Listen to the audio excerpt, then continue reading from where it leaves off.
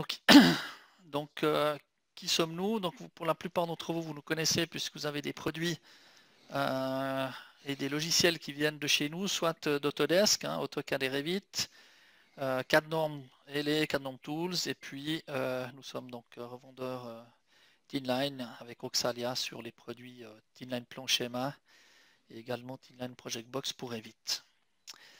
Voilà, donc Srdjan, vous le connaissez également, c'est notre spécialiste BIM en électricité. Et puis Leandro Chavan, pour certains d'entre vous, n'est pas forcément connu, c'est notre responsable commercial qui est venu nous aider dans la partie commerciale, qui est venu soutenir Anne-Laure Fietta, que vous connaissez probablement tous, sur la partie commerciale. Donc si vous avez des questions à la fin sur la partie commerciale, Monsieur Chavan sera à votre disposition, vous pourrez reprendre contact avec vous. Bonjour. Donc on va rentrer tout de suite dans le vif du sujet. Donc sur les nouveautés du gabarit Thinline, donc on fait évoluer maintenant le gabarit au fil de nos expériences à nous et des vôtres qu'on peut revoir. Donc l'idée c'est que chaque 2 mois, on vous mette à disposition le gabarit mis à jour par le biais de ce webinaire. S'il y a des grosses modifications entre deux, on vous informerait bien entendu avant. Donc ici, on va passer en revue ces quelques nouveautés qui sont apparues. Donc je vais me servir ici d'un petit exemple ici. Donc au niveau de la version du gabarit, vous avez toujours une page d'accueil lorsque vous ouvrez un gabarit. Et vous avez ici donc la version, ici qui est toujours ici là, donc la version 005. Et la date, on l'a fait nous évoluer en fonction de nos éléments. Après, elle est figée. La version est donc figée ici au 5 février 2021. On a déjà commencé à faire 2-3 petites modifications sur la suite, mais c'est déjà donc la version 6. Donc si je prends juste la liste, on a rajouté des gabarits de vue d'impression pour les coupes. Donc dans vue, ici, gabarit de vue, gérer les gabarits de vue. Et puis on filtre par discipline ici, électrique. Donc on a rajouté ici des gabarits de vue d'impression pour les coupes. À l'intérieur de ces gabarits de vue, notamment sur les plans, on a rajouté la possibilité de masquer au niveau des filtres, ici, la possibilité de masquer les coupes de travail et les coupes d'impression. Donc ça, je suis ici sur un gabarit de vue d'impression, donc les coupes de travail sont masquées. Et inversement, si je suis sur le plan, sur le travail électricité, pardon, ici, filtre, on aura l'inverse. Donc ça, c'est quelque chose qui a été demandé pour que les coupes de travail n'apparaissent pas sur les plans d'impression. Ajout du type de vue de plan d'étage pour l'impression en électricité. Donc c'est ici quand vous utilisez le Project Manager et que vous allez créer des vues via le module qui est ici, donc les vues qui sont là. Vous avez maintenant également la possibilité de créer vos vues d'impression directement depuis cet outil-là. Donc si vous créez vos propres gabarits de vue, vos propres types de vues, pardon, c'est pas les gabarits de vue, vos propres types de vues, ces types de vues apparaîtront également là si vous en faites des types de vues personnalisés. Renommer les vues de plan d'étage en travail, donc ça aussi c'est un peu de la cosmétique. Donc les types de vues de plan d'étage ici et les types de vues, on les a bien renommés en travail pour ce qui est des types de vues travail et impression pour tout ce qui est impression. Voilà. Ajout d'un filtre pour afficher les niveaux d'attachement dans les coupes. Donc ça, c'est aussi été rajouté, donc gabarit de vue, ici, électrique, dans les coupes, ici dans les filtres. Voilà, la possibilité d'afficher ou non les niveaux d'attachement de Thinline. Ça, c'était ajouté également. Vous pouvez l'activer ou non. On avait un petit problème dans les couleurs des chemins de câble. Lorsque vous faisiez un chemin de câble, on avait un petit problème ici. Si je prends un chemin de câble ici,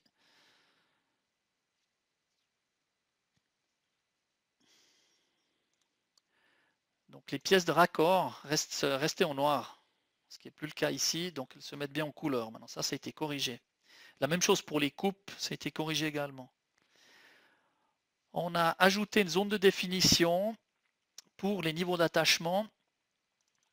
Ici, donc vous aviez dans la version précédente une zone de définition pour attacher les niveaux de plan d'étage. On a ajouté la même chose ici. On a rajouté donc celui-ci, cette zone de définition s'appelle modèle général et cette zone de définition ici s'appelle niveau d'attachement. Et pareil, lorsque vous utilisez le Project Manager pour créer vos niveaux, ici,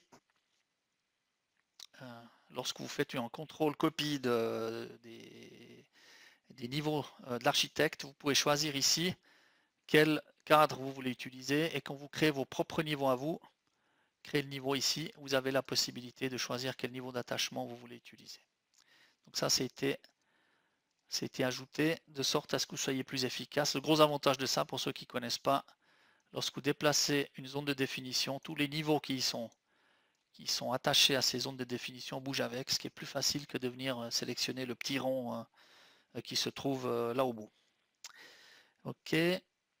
On a masqué le point de topographie dans les vues TinSit. Donc TinSit, ici, on a laissé que le point de base de projet, le point de base de topographie par défaut, il est masqué.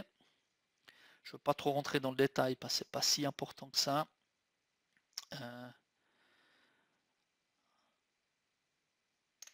Voilà, pour toutes les vues 3D, on a fait une petite modification au niveau de la discipline pour que on voit non plus, lorsque vous utilisez une discipline plomberie, électricité ou génie climatique, tout ça devient filaire, tout ça devient blanc en transparence, ce qui n'est pas très agréable. Donc tous les gabarits de vue, 3D qui sont ici, ont tous maintenant le même comportement, un comportement de discipline de coordination. Alors ça n'a aucune influence sur le classement parce qu'on classe les vues, nous, par sous-discipline, Thinline, par ce paramètre-là. D'accord. Donc ici, je suis bien dans une coordination, mais si je vais voir le gabarit de vue électricité ici, il est bien ici en 50 électricité.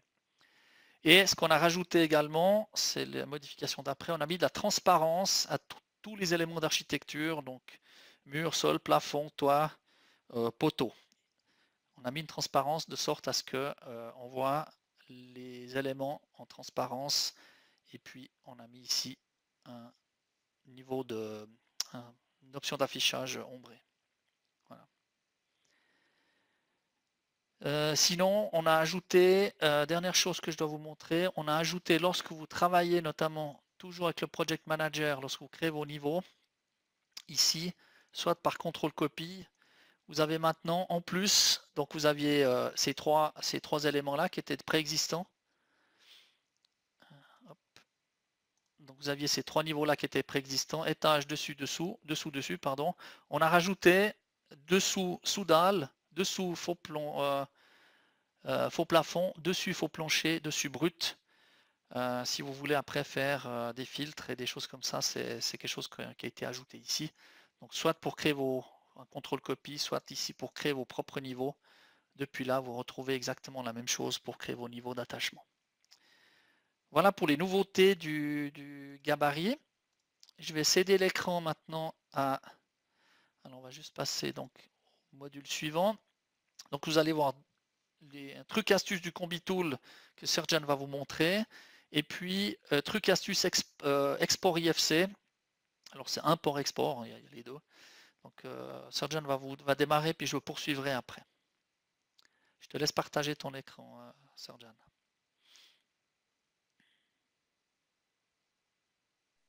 Voilà, vous m'entendez? C'est Oui. bon? Ok, très bien. Juste déplacer. Voilà. Alors ici, pour le Combitool, l'astuce que je vais vous montrer ici, c'est de créer un nouveau modèle générique pour les combinaisons. Donc ici, je crée une première boîte, par exemple, à une hauteur de 1,50 m et je dépose contrôle d'accès à interphone. Donc ici, c'est marqué 2 x 1, c'est-à-dire que j'ai besoin de 2 boîtes. Je rajoute ici une hauteur de 1,30 m par exemple un thermostat.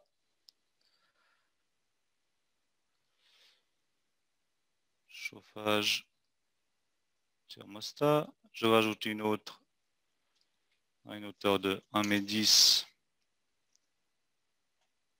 Deux boîtes avec, on prend un schéma 3, un poussoir store. Je rajoute une autre, toujours à 1 m 10. Plutôt 4 boîtes. Schéma 3, poussoir, poussoir store. Et par exemple, schéma 0. Je vais agrandir un petit peu. Plus, je rajoute cette fois 30 cm, une prise triple.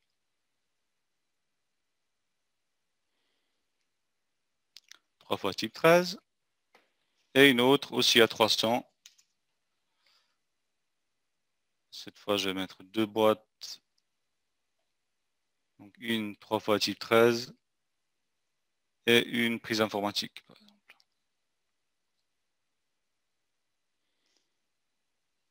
Je vais prendre double. Voilà. Ce modèle-là, je sauvegarde. Je vais juste ici tout décocher d'abord. Je préfère. Je sauvegarde ici comme modèle générique.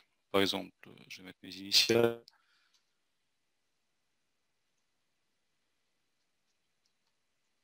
Générique. Et je sauvegarde.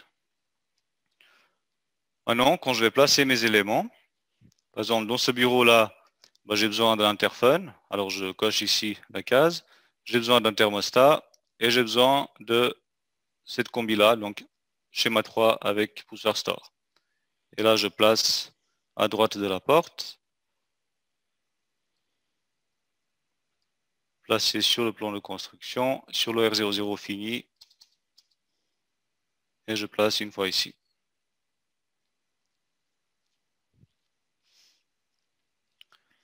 Dans le deuxième bureau, je n'ai pas besoin d'interphone.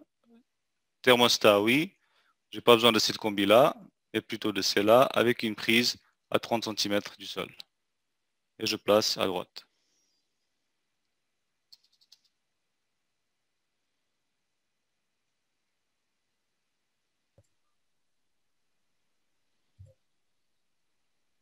Voilà.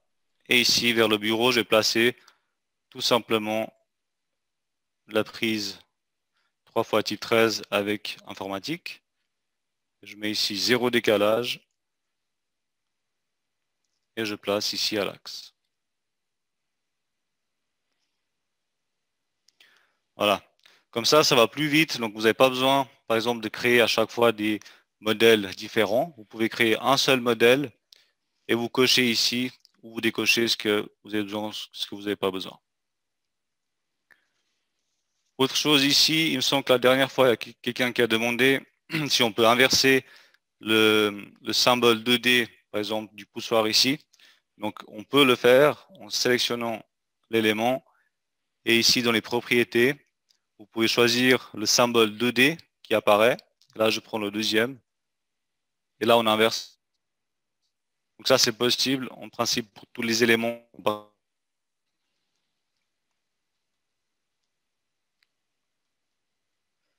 Voilà pour la petite astuce pour le Combi Tool. Je vais vous montrer maintenant les plugins pour l'import et export IFC. Donc ça, c'est vivement conseillé d'installer le plugin que vous trouvez sur l'App Store d'Autodesk. En allant sur le site App Store, apps.autodesk.com. Ici, dans les recherches, vous pouvez mettre IFC. Et là, vous retrouvez les plugins IFC pour les différentes versions de Revit. Donc là, on voit qu'on retrouve de 2018 à 2021. Donc ça, c'est vraiment conseillé.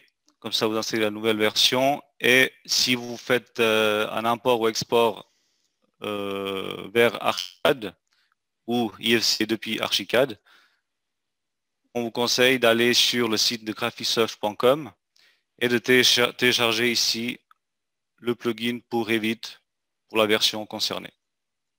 Vous avez aussi là pour toutes les versions. Ça, c'est que si vous faites un import ou export pour Archicad. Voilà. Je cède ici l'écran, Jean-Philippe. Oui, je reprends. Très bien. Donc le petit plugin dont on vient de parler, de plugin Autodesk, c'est plus que recommandé. Hein. Si vous voulez avoir vraiment... Alors en plus on voit rien apparaître hein, dans l'IFC, dans Revit, pardon, mais c'est les configurations d'export. Donc c'est ce que je vais vous montrer maintenant ici. Je peux prendre cette version-là, ça ira très bien. Masquer les commandes flottantes, très bien. Donc lorsque vous exportez ou vous importez en IFC, vous avez ici dans Fichier, Exporter IFC, c'est ça qui est mis à jour en fait. Hein. D'accord, on ne le voit pas forcément quand vous installez, mais c'est ça qui est mis à jour. Alors première petite astuce que je vais vous montrer, quand vous descendez ici, c'est Options, Options IFC. Vous avez ici accès à une petite boîte de dialogue qui vous permet de dire qu'est-ce que vous voulez exporter ou non, par exemple. Alors quelque chose qui est souvent, qui est méconnu, c'est si on prend les luminaires. Si on prend les luminaires ici, on va y arriver. Voilà, luminaire. Donc il lit en fait, hein, ce petit module lit ce qu'il trouve dans le fichier. Alors c'est très, on va dire, c'est pas très user-friendly tout ça. On peut même pas agrandir la boîte de dialogue. On se croirait en 1982. C'est un truc, mais on espère que ça va s'améliorer. Donc luminaire, si je tombe dessus, voilà. Et donc ici les sources d'éclairage. Hein, vous avez peut-être déjà vu dans les IFC ces ballons ronds jaunes qui représentent la source d'éclairage. Vous pouvez ici mettre non exporté. Ça c'est la première chose. Puis la deuxième, vous avez sur vos projets, des fois on vous dit ah mais la classification des objets n'est pas juste. Donc la classification c'est ça ici. Et vous avez des sites internet où vous pouvez retrouver quel élément doit aller dans quelle classification. Donc suivant les projets que vous avez et le BIM Manager que vous avez, c'est fourni, même c'est basé sur un fichier texte ici. On vous le fournit. Si ce n'est pas le cas, vous devez faire attention à ça. Et il existe ici un site que j'aime bien qui est BIMTech. Ici, BIMTech FR. Donc ça, vous avez ici l'IFC 2X3 et l'IFC 4. Ils sont intéressants ces deux-là. Pourquoi? Parce que vous pouvez faire des recherches. Ici, par exemple, si je mets de nouveau luminaire, vous voyez, je peux même LUMI, il va me donner voilà dans quelle classe d'objet doit aller un luminaire. Donc source. Donc si je prends ici source de lumière, ben, je vais avoir ici la classification IFC Light Source qui est là. On peut faire d'autres recherches du même type en IFC 2X3 ou en IFC 4. Un autre site qui est intéressant, c'est un site français. Donc nous en Suisse, hein, on a le Bâtir Digital Suisse qui existe, qui a aussi des informations. Ici, vous avez un autre site qui est intéressant avec différentes fiches pratiques ici, et notamment les objets IFC. Ici, si on clique là-dessus, vous avez ici un certain nombre d'informations et également la possibilité de faire des recherches en architecture, en structure ou en fluide avec les termes français, les termes anglais, et puis dans l'outil Revit ici, alors je ne sais pas s'ils ont mis les luminaires là-dedans. Voilà, vous voyez ici par exemple luminaire, le terme anglais c'est Light Fixtures, le product c'est ça, IFC Flow Terminal, et puis on le retrouve ici l'IFC Light Fixture Type, et l'outil Revit c'est luminaire. Donc là on a deux sites sur lesquels avec lesquels vous pouvez faire des recherches pour faire des réglages ici. Alors ça c'était la première chose dont je voulais vous parler. Et la deuxième, c'est lors de l'export IFC, même si certains d'entre vous le connaissent ça, lorsqu'on va dans l'IFC, ici vous avez donc les différents formats d'export. En principe, dans un projet BIM, vous devriez avoir un plan d'exécution BIM ou plan de gestion BIM, peu importe comment ça s'appelle, mais un plan de gestion, un plan d'exécution BIM qui stipule dans quelle version d'IFC vous devez échanger. Celle qui est certifiée aujourd'hui par Revit en CVSC, c'est pour l'instant toujours IFC 2X3. Même si l'IFC 4 existe, il n'est encore pas certifié par Building Smart. En architecture, c'est bon, mais encore pas en CVSC. Donc la plupart des projets, le format d'échange, c'est ici Coordination View 2.0. donc qu'on peut utiliser. Ensuite, vous pouvez créer vos propres réglages.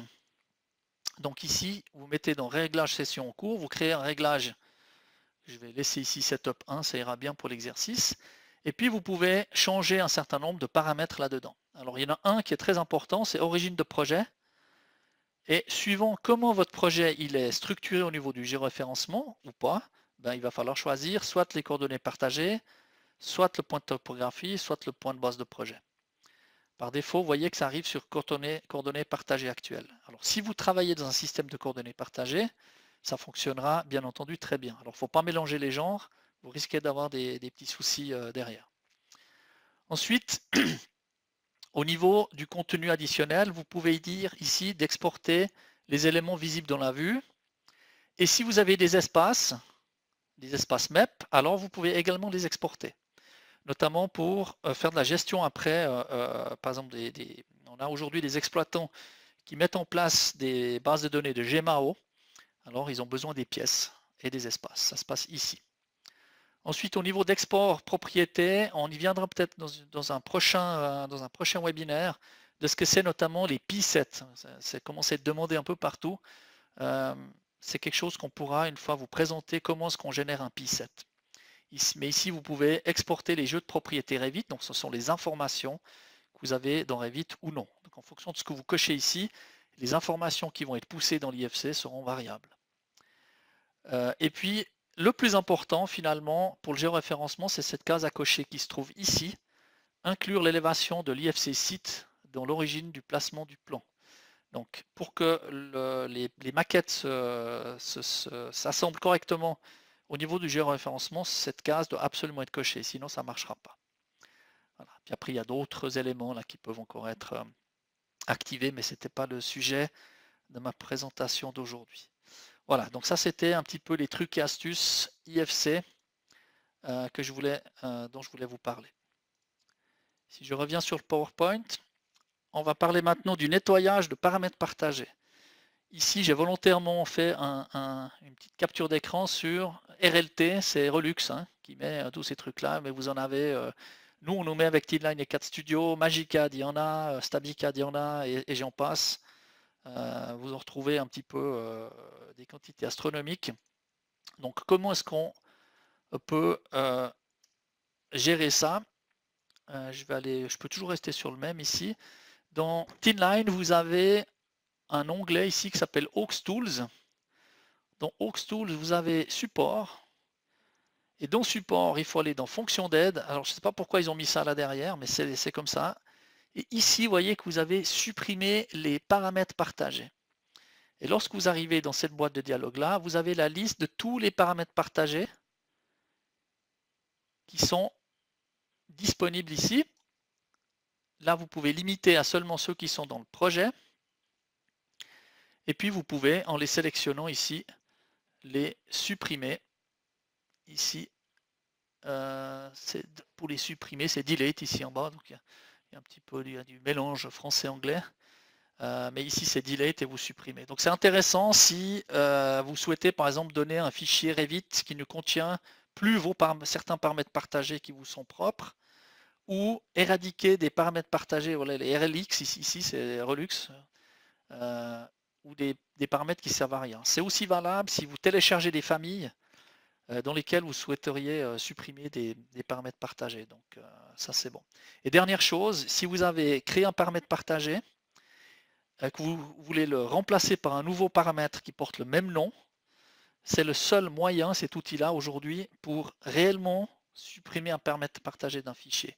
Il ne suffit pas, si vous allez ici dans Gérer, paramètres partagés, et vous supprimez un paramètre, paramètre de projet, et que vous venez les supprimer là, parce que c'est bien entendu possible de les supprimer ici, et bien, si vous rechargez un paramètre partagé qui porte exactement le même nom que celui que vous venez de supprimer, il ira rechercher le GUID et donc le paramètre précédent.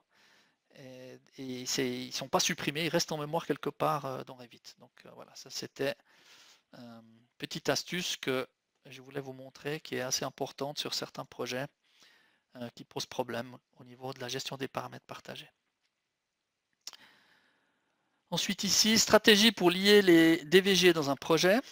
Alors ça, c'est un sujet qui est assez récurrent. On devrait, en théorie, si on fait du BIM, ne plus avoir de DVG. Sauf que vous le savez peut-être mieux que moi, certains projets, vous n'avez pas forcément de 3D. Et puis dans d'autres cas de figure, vous avez besoin des DVG parce que l'IFC, actuellement, lorsque vous le chargez dans un fichier Revit, vous avez trop de pertes graphiques. Alors, une des stratégies envisageables, c'est de créer en fait ce qu'on appelle un fichier intermédiaire. Donc ici, si je vais dans la 3D, j'ai créé ici un fichier qui s'appelle bâtiment VE. Je remercie au passage Weimann Energy de nous avoir mis à disposition et l'autorisation d'utiliser leur fichier du bâtiment qu'ils habitent maintenant à Échalon. Donc j'ai créé ici un fichier dans lequel j'ai créé mes niveaux. Je peux donc maintenant insérer mes DWG de manière tout à fait classique. C'est ce que vous faites déjà lorsque vous insérez des DVG dans vos fichiers. Alors c'est l'effet démo, non c'est bon, ça va quand même ici. Donc là, voilà, je les ai mis là. Il n'a pas regardé en mémoire. D'accord, donc ici, alors j'aurais dû me mettre quand même sur peut-être sur une vue en plan. Ça aurait été mieux quand même, voilà. Je me mets sur le sous-sol. Ici donc l'ISCAO, évidemment qu'il n'a rien gardé en mémoire. Hop. Voilà. Voilà. Donc je prends ici le sous-sol. Je veux, alors vous pouvez mettre vue active uniquement ou non. Donc moi j'aimerais aussi également les voir dans la vue 3D. Donc je laisse ça actif. Couleur, vous pouvez mettre tout de suite en noir et blanc. Ça c'est aussi intéressant. Unité d'import, détection automatique parce qu'elles sont correctes ici. Ça en général je désactive. Et puis je peux lui dire ici origine à origine. Origine vers origine interne. Pourquoi? Parce que je suis allé traiter ces fichiers pour qu'ils soient au 00 dans le DVG. Je ne veux pas m'attarder là-dessus. Et puis là, je fais ouvrir. À ce moment-là, j'ai le DVG qui va venir se coller ici à mon point de référence qui est là. Donc je pourrais, dans le gabarit de vue, activer le... Si je vais regarder ici sur TeamSite, on voit que le point de base de projet il est bien au bon endroit. Et bien entendu, vous n'avez plus qu'à faire la même chose pour les autres étages. Donc on fait la même chose ici, R00, hop, et ainsi de suite.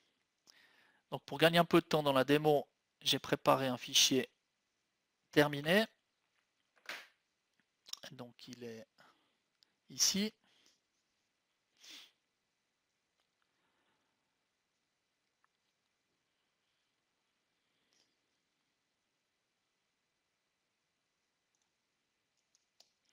Voilà.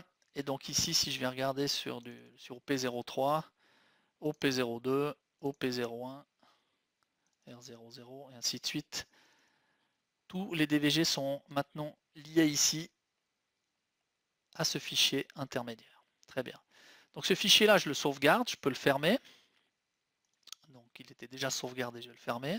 Et maintenant, ce fichier-là, je vais l'insérer. Donc je vais ouvrir maintenant mon fichier de travail.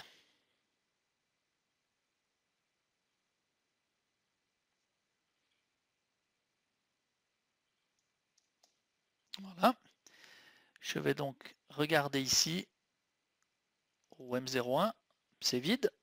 Et donc maintenant, je vais faire quoi? Je vais faire insérer, lier Revit cette fois-ci. Je vais aller chercher mon fichier intermédiaire qui lui contient les DVG. Et puis, point de base de projet vers point de base de projet. Il va donc venir se mettre ici.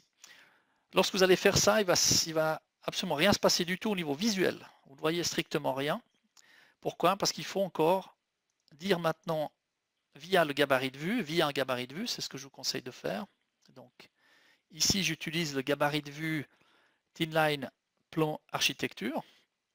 Je viens ici dans les liens.